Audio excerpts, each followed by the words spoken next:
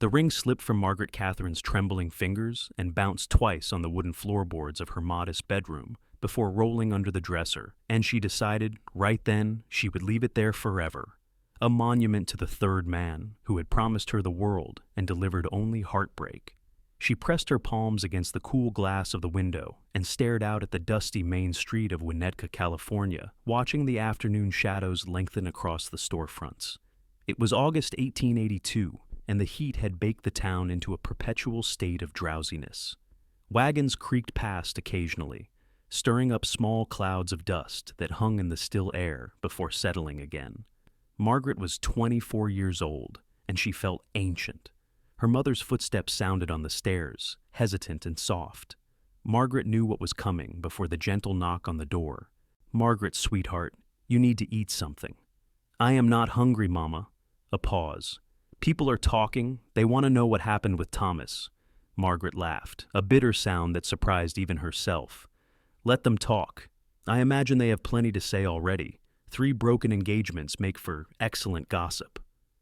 The door opened slowly, and Sarah Kendall entered with the careful movements of someone approaching a wounded animal. She was a handsome woman in her late 40s, with strands of silver threading through her dark hair. "This was not your fault." "Was it not?" Margaret turned from the window, and her mother flinched at whatever she saw on her daughter's face. "First there was William, who decided 2 weeks before our wedding that he preferred the company of his business partner's daughter. Then James, who gambled away his family's ranch and fled to San Francisco with debts he could never repay. And now Thomas, who apparently has been keeping company with a saloon girl for the past 6 months while courting me with pretty words about building a future together. Those men were fools. Perhaps, or perhaps I am the fool for believing them." Margaret moved away from the window and sat on the edge of her bed. The quilt beneath her was one she had stitched herself, planning to bring it to her first marriage. It had waited through 3 engagements now, and she wondered if it would ever see the home she had dreamed of. Sarah sat beside her daughter and took her hand. "You have the biggest heart of anyone I know. That is not foolishness. That is courage. Then I am done being courageous. I am done hoping. I am done believing that love is anything more than a pretty lie we tell ourselves." Margaret squeezed her mother's hand and then released it, standing up with sudden determination. "Papa needs help with the mercantile, does he not? I will devote myself to that. At least arithmetic and inventory do not break your heart." Her mother looked like she wanted to argue, but something in Margaret's expression must have stopped her. Instead, she simply nodded and left the room quietly, closing the door behind her. Margaret stood in the silence for a long moment, then knelt and reached under the dresser. Her fingers found the ring, and she pulled it out, looking at the simple gold band with its tiny chip of a diamond. Thomas had presented it with such ceremony, his face earnest and his promises flowing like honey. She had believed every word. She would not make that mistake again. The next morning, Margaret arrived at Kendall's mercantile before her father had even unlocked the doors. Robert Kendall looked surprised to see his daughter up so early, particularly given the events of the previous day. But he was wise enough not to comment. He simply handed her the keys and let her open the store, while he brought out the crates that needed unpacking. The mercantile was a solid establishment on Main Street, sandwiched between the bank and the land office. Robert had built it up over 20 years, and it served as the primary supplier of goods for Winnetka and the surrounding ranches. Fabric and flour, nails and needles, coffee and canned goods. Everything a person might need lined the shelves in orderly rows. Margaret threw herself into the work with an intensity that surprised even her. She reorganized the entire fabric section, created a new inventory system for tracking supplies, and charmed customers with an efficiency that had them leaving with more purchases than they had intended. Her father watched with a mixture of pride and concern, but he said nothing. 3 weeks passed in this manner. Margaret arrived early and left late, filling every hour with work until she fell into bed, too exhausted to dream. People stopped asking about Thomas. The gossip moved on to other scandals, other dramas. Margaret told herself this was exactly what she wanted. It was a Thursday morning in early September when the cowboy walked into the mercantile. Margaret was standing on a ladder, restocking the upper shelves with bolts of calico, when the bell above the door chimed. She called out without looking down. "I will be with you in just a moment." "Take your time, miss. I am in no hurry." The voice was deep and easy, with a slight drawl that suggested long days under open skies. Margaret secured the last bolt of fabric and climbed down the ladder, turning to greet the customer. He was tall, lean in the way of men who spent their lives in the saddle, with sun-weathered skin and eyes the color of summer sky. He wore dusty trail clothes and boots that had seen considerable wear, and his hat hung from his hand in a gesture of courtesy. Dark hair fell across his forehead, and when he smiled at her, Margaret felt something catch in her chest before she ruthlessly suppressed it. "How may I help you?" she asked, her voice professionally pleasant. "I am looking for supplies. My name is Preston Vaughn, and I just hired on at the Double R Ranch about 5 miles east of town. Need to stock up on some basics." Margaret moved behind the counter and pulled out a piece of paper and a pencil. "Of course. What exactly do you need, Mr. Vaughn?" He rattled off a list: coffee, tobacco, a new rope, extra ammunition for his rifle, some canned goods, and she wrote it all down with quick, efficient strokes.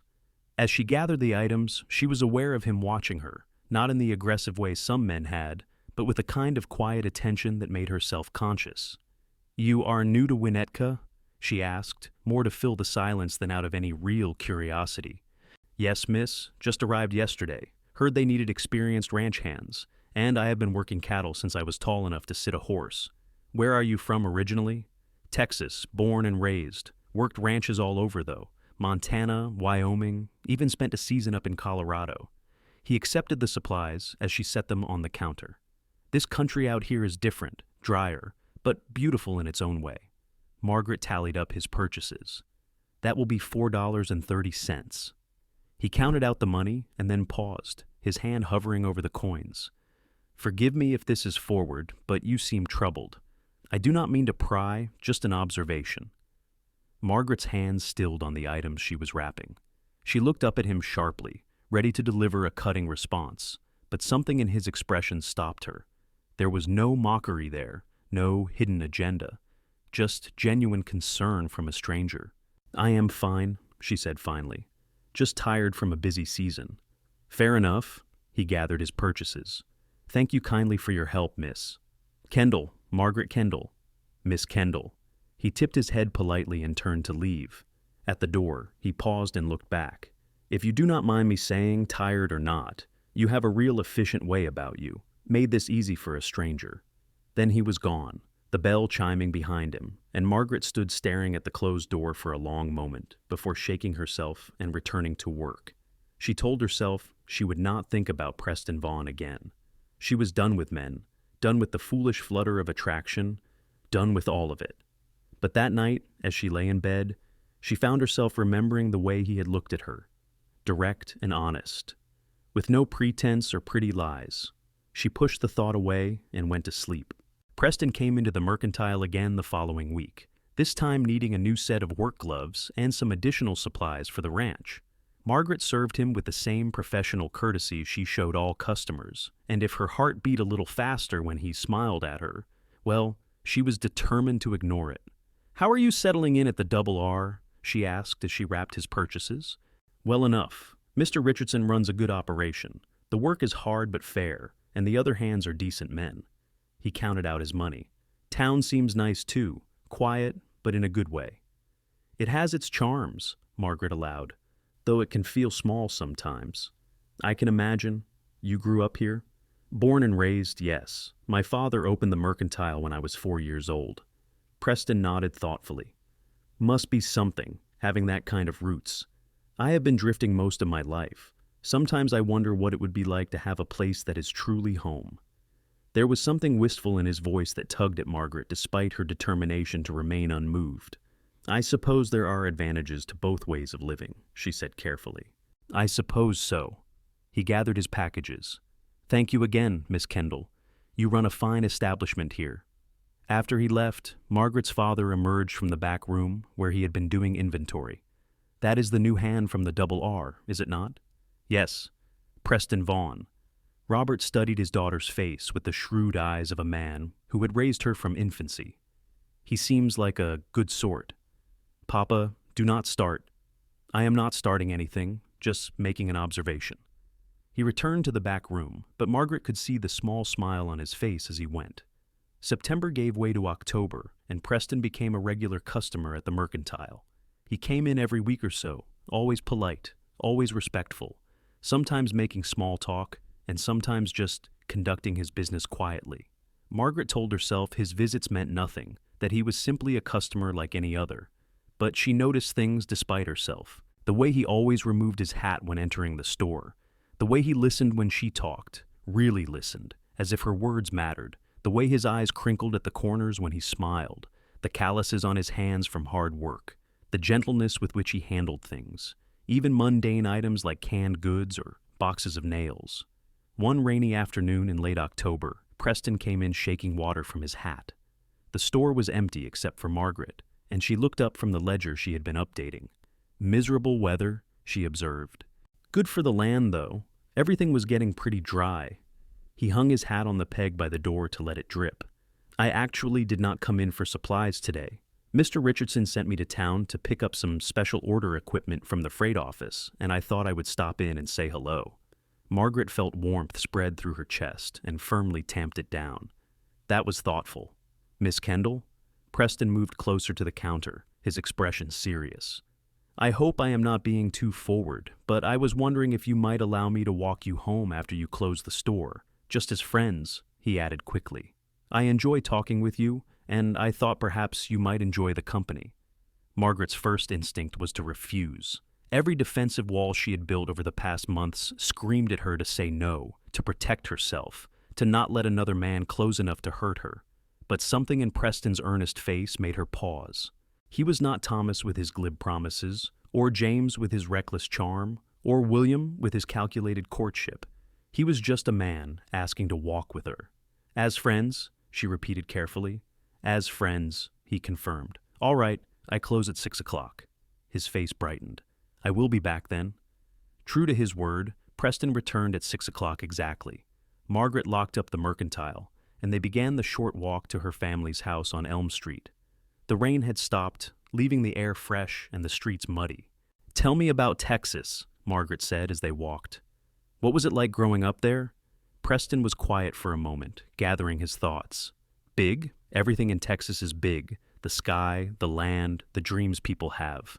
My father had a small ranch outside of Fort Worth. Nothing fancy, but it was ours. He taught me to rope and ride before I could barely walk. Do your parents still live there? No, they both passed some years back. Fever took my mother when I was 15, and my father followed her 3 years later. Some people said it was his heart, but I think it was just loneliness. He loved her that much. Margaret felt a pang of sympathy. I am sorry. That must have been difficult. It was, but it also taught me something important about love. My father could have remarried. Lots of people told him he should, but he said my mother was the only woman for him. When you find that kind of love, he told me once, you hold on to it with everything you have, because it is the most valuable thing in the world. They walked in silence for a moment, their footsteps squelching softly in the mud. Margaret thought about those words, about the kind of love that could sustain someone through a lifetime and leave them bereft without it.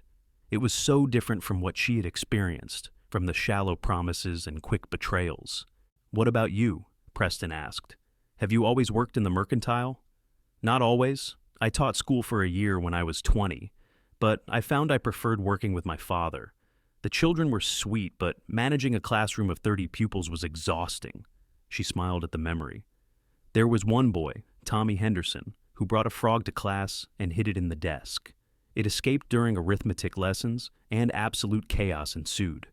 Preston laughed, a warm, genuine sound. I can imagine. What happened? I finally caught the poor creature and released it outside, but not before it had jumped into Mary Sullivan's lunch pail and caused her to scream loud enough to alert half the town. Margaret found herself laughing too, remembering. After that, I instituted a strict no animals policy. They reached her house, a neat white structure with a small front porch and flower boxes that her mother tended faithfully. Preston stopped at the gate, making no move to come closer. Thank you for the company, Miss Kendall. I enjoyed talking with you. As did I. Margaret hesitated, then added, You may call me Margaret if you like. Among friends? His smile was like sunrise. Then you should call me Preston. Preston, she repeated, testing the name. I would like to do this again if you are willing. The walking and talking, I mean. Margaret knew she should say no, knew she should protect her battered heart, but something in her was tired of hiding, tired of being afraid. Yes, she heard herself say, I would like that. Over the next few weeks, walking Margaret home became a regular occurrence. Preston would arrive at 6 o'clock, and they would make the short journey together, talking about everything and nothing. He told her about the places he had been, the vast Montana sky and the rough winters in Wyoming. She told him about growing up in Winnetka, about the town's history and its people, about her dreams of someday traveling beyond California. Have you never left the state? Preston asked one evening as they walked beneath a sky painted orange and pink by the setting sun. Once, when I was 12. We took a trip to visit my mother's sister in Nevada. It was exciting at the time, but mostly I remember being hot and uncomfortable on the stagecoach. Margaret adjusted her shawl against the cooling air. I have always wanted to see more, though. San Francisco, perhaps, or even back east to New York. San Francisco is worth seeing, Preston said. I passed through there once, on my way to a ranch job up north. The city is like nothing else, all those hills and the bay stretching out forever, and people from every corner of the world. But it is also crowded and noisy and expensive. I only stayed 2 days before I was ready to get back to open country. Still, I would like to experience it for myself. Sometimes I feel like Winnetka is all I will ever know. Preston glanced at her. You could leave if you wanted to. You are not bound here. Am I not? My parents are here. The mercantile is here. My whole life is here. She sighed. Besides, leaving would feel like running away, and I have had enough of running. She had not meant to say that last part, and Preston picked up on it immediately. Running from what? Margaret was quiet for a long moment. They had reached her gate, and she paused there, one hand on the weathered wood. Can I trust you, Preston? Truly trust you? Yes, he said simply, and something in that single word, the certainty of it, made her believe him. I was engaged 3 times, she said, the words tumbling out. 3 different men who proposed marriage and then broke their promises. The first found someone else. The second destroyed himself with gambling and ran away from his debts. The third was courting another woman, even while he was engaged to me. She looked down at her hands. People in town talked, of course. Some said I was cursed. Others said I must have done something to drive them away. After the 3rd time, I decided I was done. Done with love, done with trusting, done with hoping for something that clearly was not meant for me. Preston was silent for so long that Margaret finally looked up at him. His face was serious, his jaw tight. Those men were cowards and fools, he said quietly, and anyone who blamed you for their failings is just as foolish. Perhaps. But 3 times, Preston. 3 times I believed I had found something real, and 3 times I was wrong. At some point, I have to accept that maybe the problem is me. No, he said it firmly with conviction. The problem is that you gave your heart to men who did not understand its value. That does not mean your heart is not worth having. It means they were not worthy of it.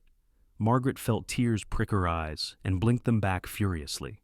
She had not cried over Thomas or James or William, had not let herself, but somehow Preston's words cut through all her defenses. I am afraid, she whispered. I am afraid to believe again. Preston reached out slowly, giving her time to pull away if she wanted, and took her hand.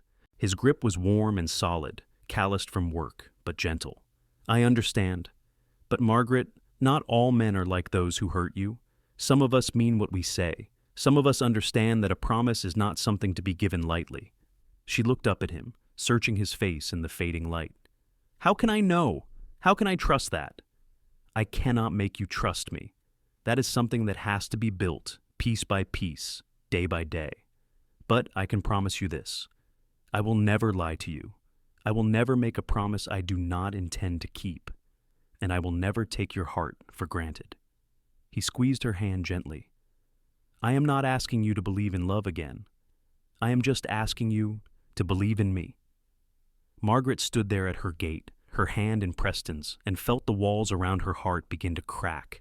It terrified her, but it also felt like coming alive again after a long sleep. I will try, she said finally. That is all I ask. November arrived, bringing cooler weather and the promise of winter. Preston continued to walk Margaret home, and gradually she found herself opening up to him in ways she had not opened up to anyone. She told him about her childhood dreams, her love of reading, her complicated feelings about staying in Winnetka. He listened to all of it without judgment, asking thoughtful questions and sharing his own stories in return. One Saturday, Preston asked if she would like to go for a ride with him. "There is a place about an hour from town, up in the hills, where you can see for miles. I thought you might enjoy it, if you are willing to spend an afternoon with a drifting cowboy." Margaret hesitated. Going for a ride together felt more significant than their evening walks, more like genuine courtship. But Preston's expression was open and hopeful, with no hidden agenda, and she found herself wanting to see this place he described. "I would like that," she said. He arrived at her house the following Sunday afternoon, with 2 horses, his own bay gelding and a gentle mare borrowed from the Double R. Margaret had dressed practically in a split riding skirt, and she saw approval in Preston's eyes as he helped her mount. They rode out of town heading east, following a trail that wound up into the dry hills overlooking the valley. Preston kept their pace easy, accommodating Margaret's moderate riding skills. The November sun was warm, but not hot, and a light breeze carried the scent of sage and dust. "I used to ride more when I was younger," Margaret said as they climbed higher. "My father had a horse I loved, a gray mare named Misty, but after she died, I never felt quite the same about it." "It is hard to lose an animal you care about," Preston agreed. "I had a dog once, a blue heeler named Chance, best cattle dog I ever saw, and loyal as they come. When he got too old to work, I kept him anyway, just for the company. He passed in his sleep one night, and I will admit I cried like a child." Margaret looked at him with new appreciation. Many men she knew would never admit to such emotion, would consider it weakness. But Preston spoke of it plainly, without shame. They reached the top of a ridge, and Preston reined in his horse. "This is the spot I wanted to show you." Margaret looked out and caught her breath. The view was spectacular. Below them, the valley spread out in shades of brown and gold, with Winnetka, a small collection of buildings in the distance. Beyond the town, the land rolled away toward the coast, and she could see the faint shimmer of the Pacific Ocean on the horizon. Above them, the sky arched blue and endless. "Oh," she breathed. "Preston, this is beautiful. I thought you might like it. Sometimes when the work gets hard or I am feeling restless, I ride up here and just sit for a while. Reminds me that the world is bigger than whatever problems I am wrestling with at the moment." They dismounted and sat on a flat rock, the horses grazing peacefully nearby. For a while, they simply sat in comfortable silence, absorbing the view and the quiet. "Can I ask you something?" Margaret said eventually. "Anything. Why Winnetka? Of all the places you could have gone, all the ranches you could have worked, why did you come here?" Preston was quiet for a moment, thinking. "Honestly, I am not entirely sure. I was working a ranch up in Bakersfield, and I heard about the opening at the Double R. Something just pulled me this direction. Call it instinct or fate or just dumb luck." He turned to look at her. "But now that I am here, I am starting to think it might have been the best decision I ever made." Margaret's heart beat faster. "Because of the job? No." His blue eyes were steady on hers. "Because of you." She should pull back, should protect herself, but Margaret found she did not want to. "Preston, I need you to understand something. I am not the girl I was before, the one who believed in romance and happy endings. Those men broke something in me, and I do not know if it can be fixed. Maybe it does not need to be fixed. Maybe you just need to be accepted exactly as you are." He reached over and took her hand, and Margaret let him. "I am not those other men, Margaret. I know you have heard that before, but I am going to prove it to you. However long it takes, I am going to prove that I mean what I say." "What do you say?" she asked softly. "That you are remarkable, that you are worth 10 of those fools who let you go, that I am falling in love with you, and I do not care if that is too soon or too much to say. It is the truth, and I promised I would never lie to you." Margaret felt tears slip down her cheeks, but this time she did not try to stop them. "I want to believe you. I want to so much." "Then believe me." He cupped her face with his free hand, his thumb brushing away her tears. "I am here, and I am not going anywhere." She leaned into his touch, letting herself feel the warmth of him, the solid reality of his presence. And when he kissed her, gentle and sweet, she kissed him back, pouring into it all the hope she had thought lost, all the trust she was trying so hard to rebuild. When they finally pulled apart, Preston rested his forehead against hers. "I will wait as long as you need. No pressure, no expectations. Just know that I am here." "I know," Margaret whispered. "And Preston, I think I might be falling in love with you too." His smile was brilliant. "Well, that is a start." They sat on that ridge for another hour, talking and laughing, and sometimes just holding hands in silence. When they finally rode back to town, Margaret felt lighter than she had in months, as if a weight she had not even realized she was carrying had been lifted. But as November turned to December, doubt began to creep back in. Margaret would catch herself waiting for Preston to disappoint her, to reveal some hidden flaw or betray her trust.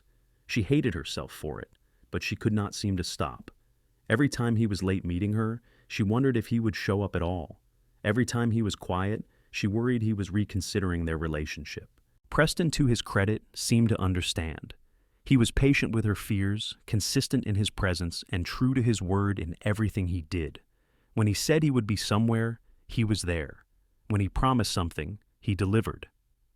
Slowly, achingly slowly, Margaret began to trust him. One evening in mid-December, as they walked home under a sky full of stars, Margaret finally asked the question that had been haunting her.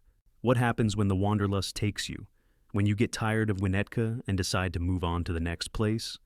Preston stopped walking and turned to face her. "That is what you are worried about? That I will leave? You said yourself you have been drifting your whole life. What makes this place any different?" "You," he said simply. "You make this place different. Margaret, I have spent years moving from ranch to ranch, town to town, always looking for something I could not quite name. But I found it here. I found you, and I am not fool enough to walk away from that. But what if you change your mind? What if you wake up one day and realize you made a mistake?" Preston took both her hands in his. "Look at me. Really look at me." She met his eyes, saw the absolute certainty there. "I have made mistakes in my life, plenty of them. But falling for you is not one of them. You talk about those men who broke their promises to you like they were inevitable, like every man would eventually do the same. But they were not real men, Margaret. Real men keep their promises. Real men honor their commitments. Real men do not run when things get difficult." "How can you be so sure?" Her voice was barely a whisper. "Because I have spent my whole life watching what real love looks like. I saw it with my parents, the way my father loved my mother until his dying day. I have seen it with Mr. Richardson and his wife, married 40 years and still laughing together. I have seen it in a dozen small moments between people who chose each other and kept choosing each other, day after day after day. That is what I want, Margaret. That is what I am offering you." Margaret felt the last of her defenses crumble. "I am so afraid of being hurt again. I know, and I cannot promise you that we will never have hard times or disagreements. But I can promise that I will never betray you, never lie to you, and never abandon you. I can promise that when I say I love you, I mean it with everything I am." "You love me?" The words came out breathless. "I love you," he confirmed. "I have loved you since the first time you looked at me with those wary eyes and decided to trust me enough to tell me about your past. I have loved you through every walk home, every conversation, every moment we have spent together, and I will keep loving you for the rest of my life if you will let me." Margaret launched herself at him, wrapping her arms around his neck and holding on tight. Preston caught her easily, his arms coming around her waist to hold her close. She buried her face in his shoulder and felt the tears come, but this time they were tears of relief, of hope, of joy. "I love you too," she said against his shirt. "I love you so much it terrifies me." "Then we will be terrified together," Preston murmured into her hair, "and we will get through it together." They stood there on the dark street, holding each other, and Margaret felt something inside her heal. Not all at once, not completely, but enough to believe that maybe, just maybe, this time was different. The town of Winnetka began preparing for Christmas, and Margaret found herself caught up in the excitement in a way she had not been for years. She helped her mother decorate their house with pine boughs and ribbons. She organized a gift drive at the mercantile for families in need. And she let herself enjoy the simple pleasure of being in love with a man who loved her back. Preston was invited to spend Christmas Day with the Kendall family. Margaret's parents had embraced him warmly once it became clear he was serious about their daughter. Robert Kendall had taken Preston aside one evening and had a long conversation with him, man to man. Whatever was said, Robert emerged looking satisfied, and he told Margaret later that Preston was a good sort who would treat her right. Christmas morning was crisp and bright. Preston arrived at the Kendall house bearing gifts: a beautiful shawl for Margaret's mother, a box of fine cigars for her father, and for Margaret, a leather-bound journal with blank pages. "For your writing?" he said as she opened it. "You mentioned once that you used to keep a journal, but stopped after your second engagement. I thought maybe you would like to start again." Margaret ran her fingers over the smooth leather, touched by the thoughtfulness of the gift. "This is perfect, thank you." Her gift to him was more practical: a new pair of work gloves lined with fleece for the cold mornings, and a pocket watch that had belonged to her grandfather. "I want you to have something that belonged to my family," she said softly. "Something that says you belong here, with us." Preston's eyes were suspiciously bright as he accepted the watch. "I will treasure it always." They spent the day eating Sarah's excellent cooking, singing carols, and enjoying each other's company. As evening fell and they sat together in the parlor, Robert finally broached the subject everyone had been dancing around. "Preston, what are your intentions toward my daughter?" Sarah made a small sound of protest. "Robert, it is Christmas, which makes it the perfect time for honesty." Robert looked at Preston steadily. "I know you care for Margaret. That much is obvious, but she has been hurt before, and I need to know that you are serious about this." Preston did not flinch from Robert's gaze. "Sir, I understand your concern, and I respect it. My intentions toward Margaret are entirely serious. I love her, and I want to marry her if she will have me." He glanced at Margaret, who had frozen in her seat. "I had planned to ask her differently, more romantically, but since the question is on the table, I suppose now is as good a time as any." He stood and crossed to where Margaret sat, then knelt down on one knee. From his pocket, he drew out a small box. "Margaret Katherine Kendall, you are the strongest, bravest, most remarkable woman I have ever known. You have taught me that home is not a place, it is a person, and you are my home. Will you marry me?" Margaret looked down at Preston, at his hopeful face and honest eyes, and felt fear war with hope in her chest. This was the moment she had reached 3 times before, the moment of promises and possibilities, the moment that had led to nothing but heartbreak. But Preston was not William or James or Thomas.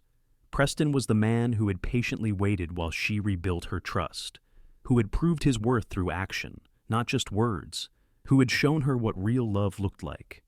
"Yes," she whispered, and then louder, "Yes, I will marry you." Preston's whoop of joy made everyone laugh. He slipped the ring onto her finger, a simple gold band with a small but beautiful sapphire that caught the firelight. Then he pulled her to her feet and kissed her soundly while her parents applauded. "I promise you," Preston said when they finally broke apart, "I will spend the rest of my life making sure you never regret this." "I know," Margaret said, and she meant it. The engagement was announced the next day, and if there was gossip in town about Margaret's 4th engagement, it was mostly good-natured. People had seen the way Preston looked at Margaret, the way he treated her with respect and devotion. Even the most hardened cynics had to admit they seemed genuinely in love. But Margaret still had moments of fear, moments when the weight of her past threatened to crush her hope for the future. One such moment came in early January, when Preston had to make a trip to Sacramento to help Mr. Richardson purchase some breeding stock. He would be gone for nearly a week. "It is just business," Preston assured her the night before he left. "I will be back before you know it." "I know," Margaret said, but her voice was uncertain. Preston cupped her face in his hands. "Talk to me. What are you thinking? What if you do not come back? What if you get to Sacramento and decide you want to keep going?" "Margaret," his voice was firm but loving, "I am coming back. I am coming back to you, to our life together. Do you trust me?" She wanted to say yes immediately, but the truth was more complicated. "I am trying to." "Then try a little harder," he said gently. "I have never given you reason to doubt me, have I? No, you have been perfect. Not perfect, just committed. There is a difference." He kissed her forehead. "Keep this with you while I'm gone." He pressed something into her hand, and she looked down to see his pocket watch, the one she had given him for Christmas. I cannot take this. You will need it. I need you to have it more. Look at the inscription. Margaret opened the watch and saw new words engraved inside the case, beneath her grandfather's initials. The words read, "Forever yours, P.V." "When did you do this?" she asked, tears forming. "The day after Christmas. I wanted you to have something to hold on to, something that proves I am coming back." He closed her fingers around the watch. "Keep it safe for me. I will need it when I return." Preston left the next morning, and Margaret threw herself into work at the mercantile to keep from worrying. But every day felt like an eternity. She kept the pocket watch in her apron pocket, pulling it out whenever doubt crept in, reminding herself of Preston's promise. On the fourth day, Thomas walked into the mercantile. Margaret looked up from the counter and felt her stomach drop. She had not seen her third former fiancé since their broken engagement, and she had been perfectly happy with that arrangement. "Hello, Margaret," Thomas said, removing his hat with exaggerated courtesy. "What do you want, Thomas?" She kept her voice cold and professional. "I heard you were engaged again. To some drifter cowboy." He moved closer to the counter. "I came to offer you some advice, for old time's sake." "I do not want your advice. Hear me out. This man, this Preston, he is going to hurt you just like I did. Men like that, they do not settle down. They do not keep promises. You are setting yourself up for heartbreak again." Margaret felt rage bubble up inside her. "You have no right to speak to me about heartbreak. You are the one who was courting another woman while engaged to me. You are the one who broke my trust." "And I was a fool," Thomas said. "I know that now. Margaret, I made a mistake. We could try again, do it right this time." "Absolutely not. I do not love you, Thomas. I am not even sure I ever did. What I felt for you was nothing compared to what I feel for Preston." "Preston," Thomas sneered. "He has been gone, 4 days? And you are already pining for him like a lovesick girl. Wake up. Margaret, he is probably in some Sacramento saloon right now, forgetting all about you." "Get out." Margaret's voice was deadly quiet. "I am just trying to help you see reason. Get out of my store, now." Something in her expression must have convinced him she was serious. Thomas backed toward the door. "You are making a mistake. When he breaks your heart, do not come crying to me." "I would rather die alone than take you back," Margaret said clearly. "Now leave." Thomas left, and Margaret sank down onto the stool behind the counter, shaking. Her father emerged from the back room, where he had obviously been listening. "Are you all right, sweetheart? I am furious. How dare he come here and say those things?" She pulled out Preston's pocket watch, clutching it like a talisman. "Preston is nothing like him." "No, he is not," Robert agreed. "Preston is a good man. Trust that." Margaret tried, but Thomas's words had planted seeds of doubt. What if Preston did not come back? What if she had been fooled again? The days crawled by. 5 days, then 6. Preston had said he would be gone nearly a week, but nearly a week could mean anything. Margaret found herself watching the door of the mercantile constantly, jumping every time the bell chimed. On the 7th day, late in the afternoon, Preston walked through the door. Margaret looked up and felt relief crash over her like a wave. She ran out from behind the counter and threw herself at him, not caring that there were customers in the store. Preston caught her, laughing, and held her tight. "I told you I would come back," he murmured into her hair. "I know. I'm sorry I doubted you." "Did something happen while I was gone?" He pulled back to look at her face, concern in his eyes. Margaret told him about Thomas's visit, about the things he had said. Preston's jaw tightened with anger. "That man has some nerve. Do I need to pay him a visit?" "No, I handled it. I just let his words get into my head, and I should not have." Preston cupped her face gently. "Listen to me. I do not care what any of those men say or think. The only person I answer to is you, and I am telling you, right here, right now, I am not going anywhere. Not now, not ever." "I believe you," Margaret said, and this time she truly did. They were married on a bright Saturday in early February 1883. Margaret insisted on a simple ceremony, wanting nothing that would remind her of the elaborate weddings she had planned and canceled 3 times before. They were married in the small church on Oak Street, with just family and a few close friends in attendance. Margaret wore a cream-colored dress that her mother had helped her sew, simple but elegant. Preston wore a new suit, purchased specially for the occasion, though Margaret suspected he was uncomfortable in anything that was not his usual work clothes. When the minister asked if anyone objected to the union, Margaret found herself holding her breath, some irrational part of her convinced that something would go wrong even now. But the church remained silent, except for the shuffle of feet and the occasional cough, and the ceremony continued.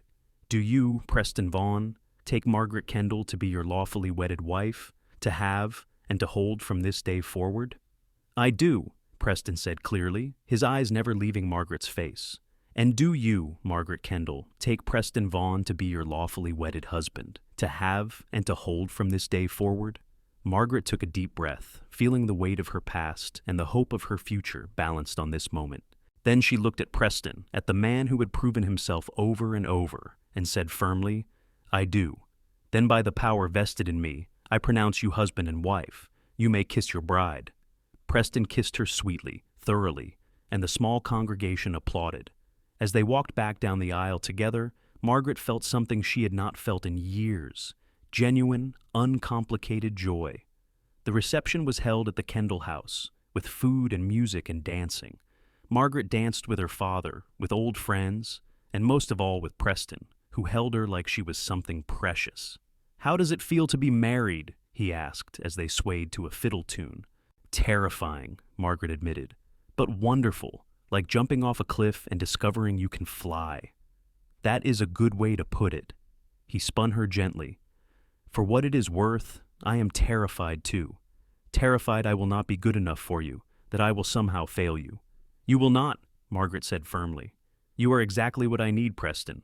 You always have been. As the evening wore on and the guests began to leave, Margaret's mother pulled her aside. I am so happy for you, sweetheart.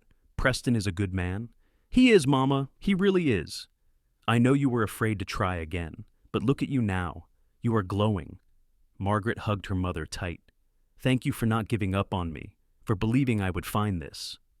You deserve all the happiness in the world, Sarah whispered, and I think you have finally found it. Preston had rented a small house on the edge of town, close enough to be convenient, but far enough for privacy.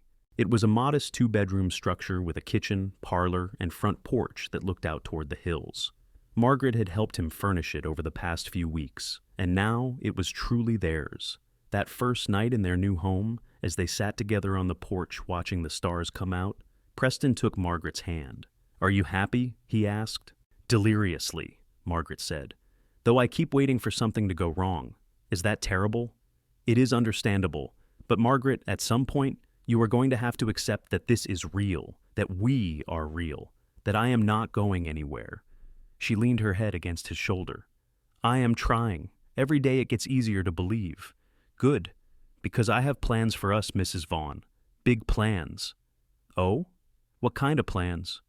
Well, I have been talking to Mr. Richardson about buying some land from him. A few acres, nothing huge, but enough to start our own small ranch. We could build a bigger house, raise some cattle, maybe some horses. Create something that is ours, that we can pass down to our children someday. Margaret lifted her head to look at him. Children? We have not even talked about children. I know, I am getting ahead of myself. He looked almost shy. But I want that, Margaret. I want a family with you, a real home, the kind of life that lasts. Is that something you want too? Margaret thought about it, about the dreams she had set aside after each broken engagement. Dreams of a husband who loved her, of children running through the house, of growing old beside someone who chose her every single day. With Preston, those dreams suddenly seemed possible again. Yes, she said, I want that very much. They spent the rest of the evening making plans, talking about their future, with an excitement that felt almost giddy. And when they finally went to bed that night, Margaret fell asleep in Preston's arms, feeling safer and more loved than she ever had in her life. The early months of their marriage were not without challenges.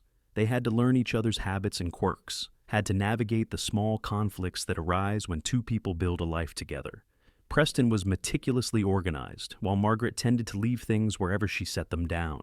Margaret liked to talk through problems, while Preston needed time to think before discussing difficult topics. They argued occasionally, mostly about small things, but they always made up before the day was done. "We are not going to be perfect," Preston said, after one such argument about household chores. "We are going to annoy each other and make mistakes, but as long as we keep choosing each other, we will be all right." Margaret was learning that he was right. Love was not the breathless romance she had once believed in, full of grand gestures and passionate declarations. Real love, the kind that lasted, was quieter. It was Preston bringing her coffee in the morning just the way she liked it. It was Margaret mending his shirts without being asked. It was the 1,000 small kindnesses they showed each other every day. In May, Preston finalized the purchase of 10 acres from the Double R Ranch. The land was good, with a stream running through it and enough grazing area for a small herd. He continued working for Mr. Richardson for now, but he spent his evenings and days off working on their property, planning where to build a house, repairing fences, and preparing for the cattle they would eventually purchase. Margaret continued working at the mercantile, saving every penny she could toward their future. Her father had begun talking about retirement, and there was an understanding that eventually Margaret and Preston would take over the business. It was a good backup plan, a way to ensure financial security while they built up the ranch. One evening in late June, Margaret realized she had missed her monthly courses. She said nothing to Preston at first, afraid to hope, but when another week passed and then another, she finally allowed herself to believe. She told him on a Saturday evening as they sat on the porch of their little house. Preston had just come in from a long day working on the new property, and he was tired but satisfied. "Preston, I have something to tell you," Margaret said, her heart racing. He looked up from the coffee he was drinking. "What is it?" "I think I am with child. I am fairly certain, actually." Preston set down his coffee cup very carefully. "You are sure?" "As sure as I can be without seeing a doctor." He was quiet for a long moment, and Margaret felt a flutter of anxiety. They had talked about children, but perhaps it was too soon. Perhaps he was not ready. Then Preston let out a shout of pure joy and swept Margaret up in his arms, spinning her around. "We are going to have a baby! Margaret, we are going to have a baby!" She laughed, relief and happiness washing over her. "I take it you are pleased?" "Pleased! I am over the moon." He set her down gently, suddenly cautious. "Are you all right? Do you need anything? Should you be sitting down?" "I am fine, Preston. Pregnancy is not an illness." But he fussed over her for the rest of the evening, insisting she put her feet up and bringing her water and generally acting like she was made of glass. Margaret found it both touching and amusing. "You are going to be insufferable for the next 7 months, are you not?" she asked fondly. "Absolutely," he confirmed, grinning. "I am going to take such good care of you that you will be sick of me." "I can never be sick of you," Margaret said, pulling him down for a kiss. The pregnancy progressed smoothly. Margaret continued working at the mercantile through the summer, though she tired more easily as the months went on. Preston threw himself into finishing the new house, determined to have it ready before the baby arrived. The house he built was simple but solid, 2 stories with 3 bedrooms, a large kitchen, and a parlor with a fireplace. He did much of the work himself, with help from some of the other ranch hands on weekends. Margaret watched it go up, board by board, and with each nail Preston drove, she felt more certain that this was real, that they were building something that would last. They moved into the new house in October, just before Margaret's 7th month. It was still sparsely furnished, but it was theirs, and Margaret loved every inch of it. She spent her days preparing for the baby, sewing tiny clothes and blankets, and setting up the small nursery in the room next to theirs. On a cold night in early February 1884, almost exactly 1 year after their wedding, Margaret went into labor. Preston tried to remain calm, but his hands shook as he helped her into bed and sent for the midwife. Margaret's mother arrived soon after, taking charge with the efficiency of a woman who had done this before. "You need to leave," Sarah told Preston firmly. "Go wait downstairs. This is women's work." "I am not leaving her," Preston said stubbornly, taking Margaret's hand. Margaret squeezed his hand hard as another contraction hit. "Stay," she gasped. "Please stay."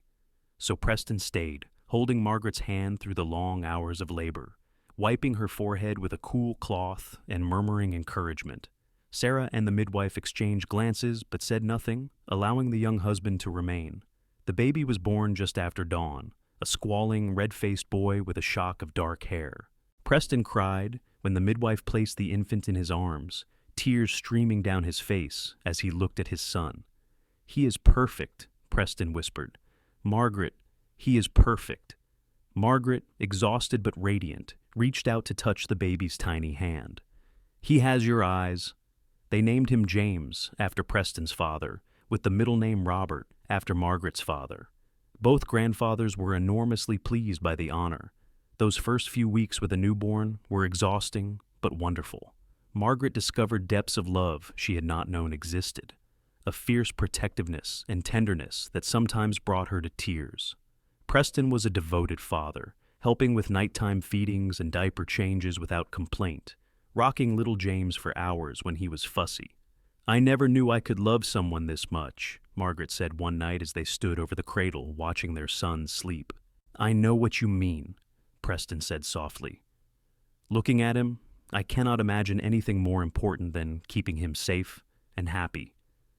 "We made this," Margaret marveled. "You and I, we made this perfect little person." Preston put his arm around her. "We did, and we are going to give him the best life we can." As spring arrived and James grew stronger, life settled into a new rhythm. Margaret gradually returned to work at the mercantile, bringing James with her and keeping him in a cradle behind the counter.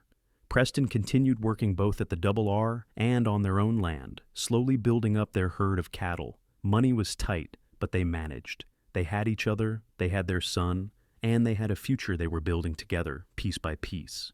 It was not the fairy tale life Margaret had once dreamed of, but it was better because it was real. One afternoon in late April, Margaret was working at the mercantile when the bell chimed, and she looked up to see William, her first former fiancé, walking through the door. She had not seen him in nearly 3 years, and the sight of him stirred up old memories, though no longer any pain. "Hello, Margaret," William said, looking uncomfortable. "Or, I suppose it is Margaret Vaughn now." "It is. What can I do for you, William?" "I need some supplies. I am passing through on business." He approached the counter. "I heard you got married and have a son." "I did. James. He's almost 3 months old." William glanced at the cradle where James was sleeping.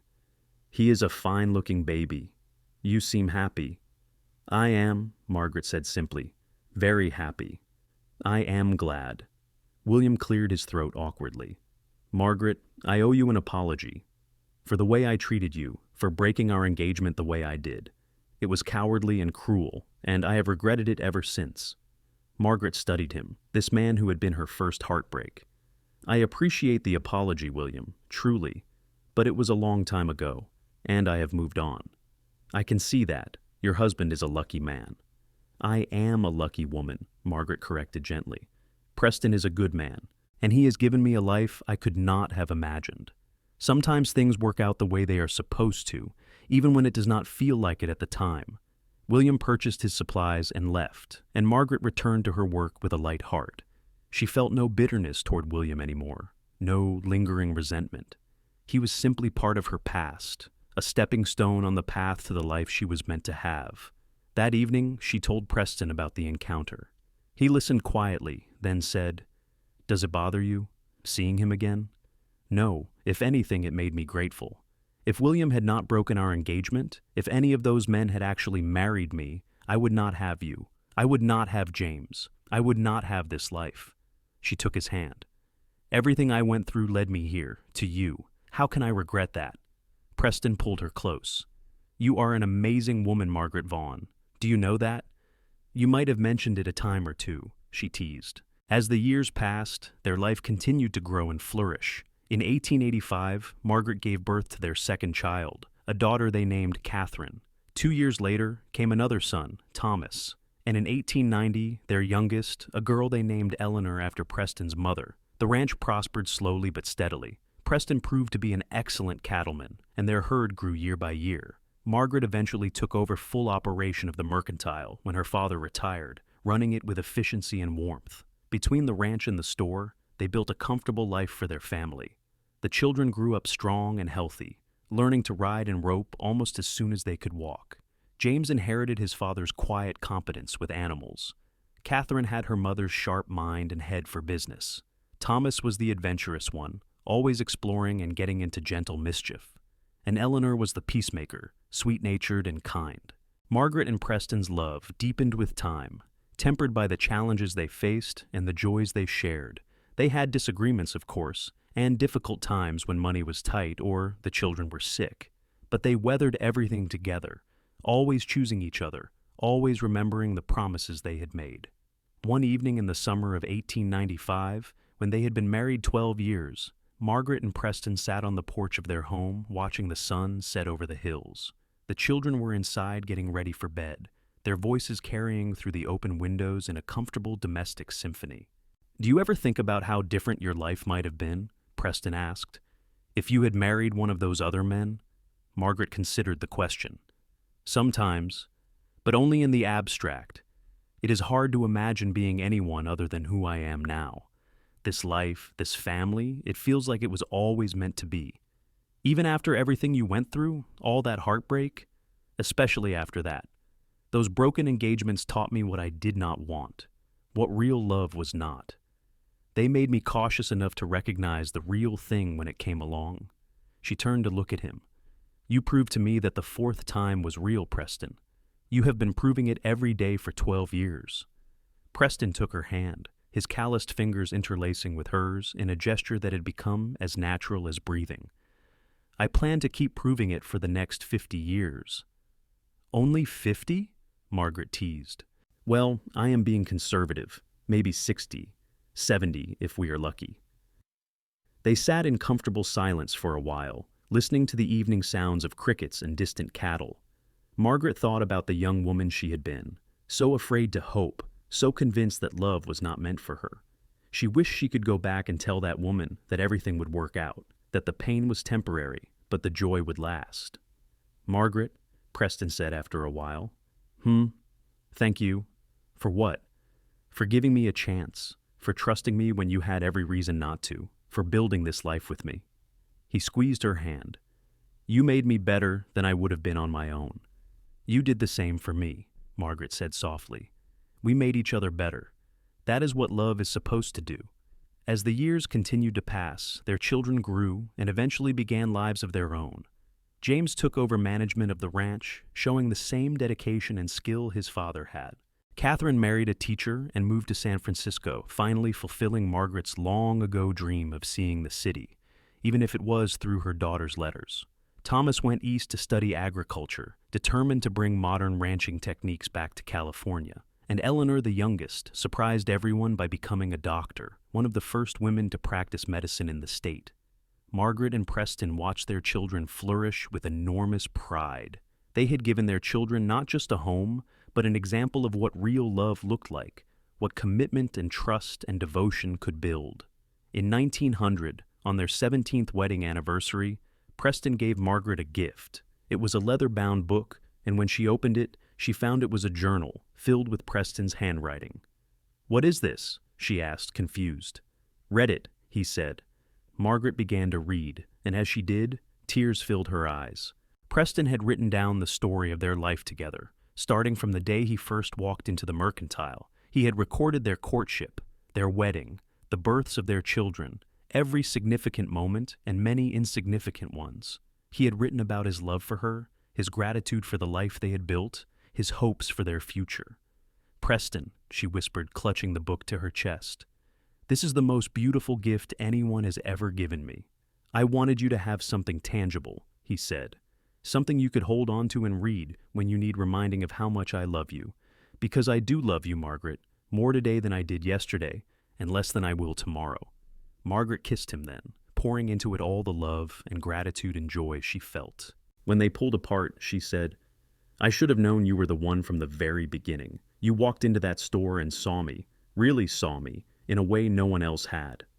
"You were hard not to see," Preston said, "even when you were trying to hide behind walls and defenses. Your strength, your courage, your heart, they shone through everything." As they moved into the new century, Margaret and Preston settled into the comfortable rhythms of a long marriage. They were grandparents now, with James and his wife providing them with 2 grandsons who delighted in visiting the ranch and learning to rope from their grandfather. The ranch was prosperous, the mercantile still thriving under Margaret's occasional supervision, though she had hired a manager to handle the day-to-day operations. They spent their days working side by side, Preston still tending cattle with the help of hired hands, Margaret maintaining the household and garden. They spent their evenings on the porch, talking and planning, and simply enjoying each other's company.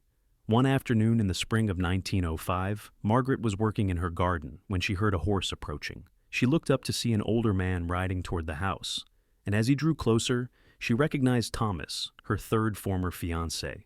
He dismounted and removed his hat respectfully. "Margaret, I hope I am not intruding." "Thomas, this is unexpected." Margaret stood, brushing dirt from her hands. "What brings you here?" "I wanted to talk to you. I know it has been many years, but I have carried guilt about how I treated you. I was in town on business and thought perhaps it was time to make my amends properly." Preston appeared from the barn, saw Thomas, and walked over to stand beside his wife. "Is there a problem here?"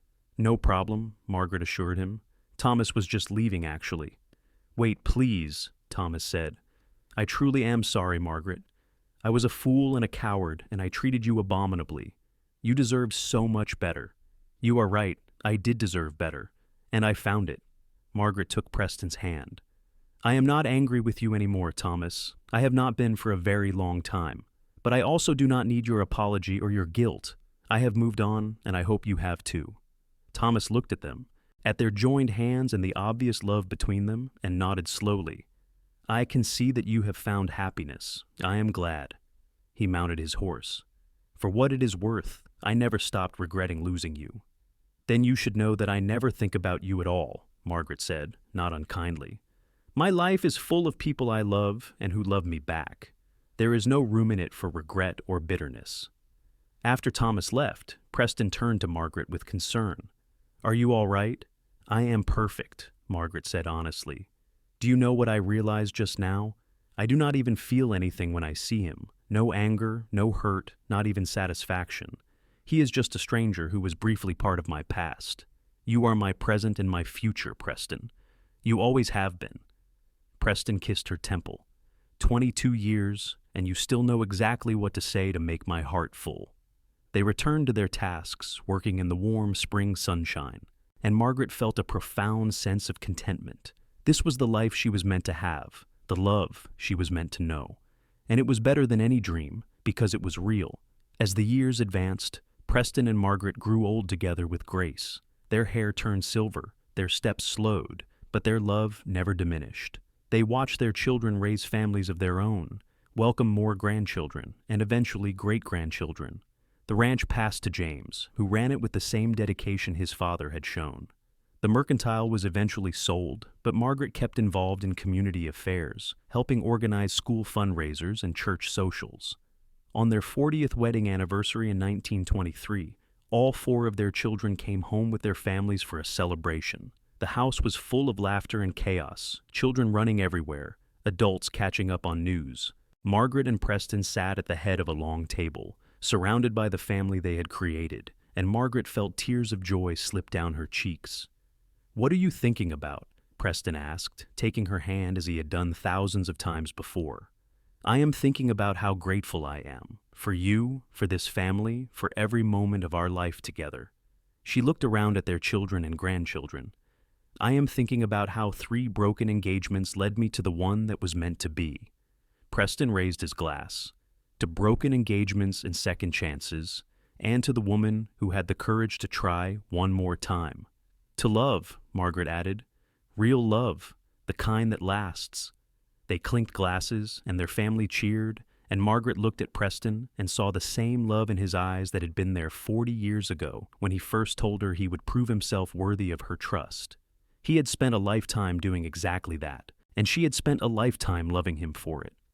As the party continued around them, Margaret leaned her head on Preston's shoulder and closed her eyes, feeling the warmth of the sun through the window, the chatter of her family, and the steady beat of her husband's heart against her cheek. This was happiness. This was home. This was everything she had ever needed. Preston pressed a kiss to the top of her head, a gesture he had repeated countless times over the decades. "I love you, Margaret Vaughn. I love you too, Preston Vaughn, always and forever." And in that moment, surrounded by the family they had built and the love they had nurtured, Margaret knew with absolute certainty that every heartbreak, every disappointment, every moment of doubt had been worth it, because all of it had led her here, to this man, to this life, to this profound and lasting happiness. The fourth time had been real, and it had been worth the wait.